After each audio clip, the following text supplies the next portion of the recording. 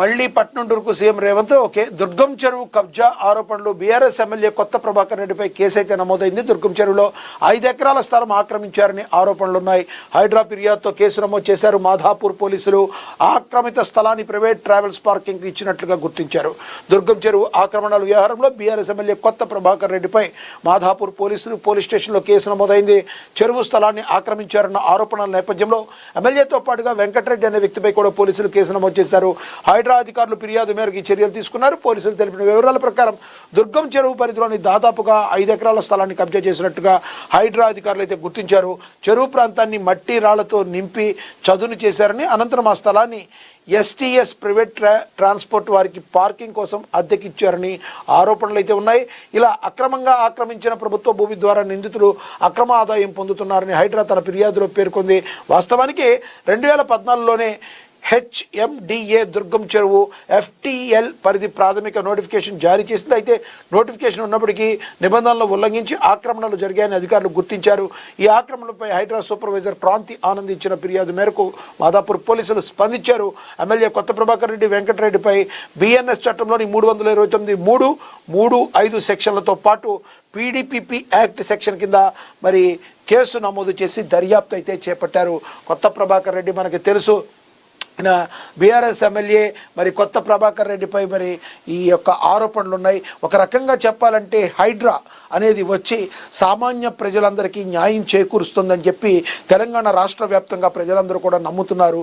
దానికి ఉదాహరణ మనకు తెలుసు, హైదరాబాద్లో ఏదన్నా చిన్న వర్షం వచ్చినా ఏదన్నా వచ్చినా ఇమ్మీడియట్లీ కూడా అన్నీ మునిగిపోతాయికి కారణం ఇలాంటి చెరువులు కుంటలు కబ్జాలకు గురి కావడమే. ఇది గమనించిన రేవంత్ ప్రభుత్వం ఎటువంటి పరిస్థితుల్లో కూడా మరి తెలంగాణలో ఇలాంటి నీటి ముప్పు కార్యక్రమాలు ఉండకూడదు, కోకటి వేళ్లతో కూడా సైతం పెకలించి వేయడానికి తాను వచ్చిన తర్వాత ఒక హైడ్రాని తీసుకొచ్చి తద్వారా బడాబాబులు ఎవరైతే ఉన్నారో బడాబాబుల కబంధ హస్తాల్లో ఎక్కడైతే మరి ఇలాంటి భూములు ఇరుక్కుపోయినాయో వాటిని బయటకు తీసుకొచ్చే ప్రయత్నం చేస్తూ మరి తెలంగాణ ప్రజలకు రాష్ట్రానికి న్యాయం చేస్తూ కాంగ్రెస్ పార్టీ అయితే కాంగ్రెస్ ప్రభుత్వం అయితే ముందుకు వెళుతుంది. మరి ఈ రకంగా మరి ఒకవేళ ఈ విషయంలో కానీ నేర నిరూపణ అయితే మాత్రం తీవ్ర పరిణామాలు అయితే కొత్త ప్రభాకర్ రెడ్డి ఎదుర్కోవాల్సిన అవసరం అయితే ఉంటుంది. ఆ చెరువులోని 5 ఎకరాలను పూర్తి చేసి మరి ప్రైవేట్ ట్రావెల్స్కి ఒక సంస్థకి మరి అక్కడికి రెంట్కి ఇచ్చారని ఆరోపణలు వచ్చిన వేళ పోలీసులు కూడా మరి కేసు అయితే నమోదు చేయడం జరిగింది. రానున్న రోజుల్లో దీని మీద ఒక క్లారిటీ ఉంది. మీరేమనుకుంటున్నారు? అసలు బీఆర్ఎస్ ఎమ్మెల్యే కొత్త ప్రభాకర్ రెడ్డి ఈ విషయంలో ఎంతవరకు ఈ రకంగా చేసుంటారని మీరు నమ్ముతున్నారు? మరి రానున్న రోజుల్లో ఏం జరగబోతుందో వేచి చూద్దాం. కామెంట్ బాక్స్ రూపంలో కామెంట్ చేయండి. ఇక గ్రోక్తో మహిళల మార్ఫింగ్ ఫోటోలు, కేంద్ర మంత్రికి ఎంపీ ప్రియాంక చతుర్వేది ఫిర్యాదు, మహిళల గోప్యతకు సంబంధించిన ఈ అంశంపై కేంద్రం జోక్యం చేసుకోవాలి. ఒక సాధారణ మహిళ ఫోటోను అశ్లీలంగా మార్చామని ప్రాంప్ట్ ఇస్తే దానికి ఏఐ చాట్బాట్ గ్రోక్ ఎలాంటి అభ్యంతరం చెప్పకుండా సమాధానం ఇస్తుండటం చర్చనీయాంశంగా మారింది. ఇటీవల కాలంలో మహిళల మార్ఫింగ్ ఫోటోలు సామాజిక మాధ్యమాల్లో వైరల్ అవుతున్నాయి. ఈ అంశంపై శివసేన మరి ఎంపీ ప్రియాంక చతుర్వేది తీవ్ర ఆందోళన వ్యక్తం చేశారు. మహిళల గోప్యతకు సంబంధించిన ఈ అంశంపై తక్షణమే కేంద్రం జోక్యం చేసుకోవాలంటూ మరి మాట్లాడడం అయితే జరిగింది.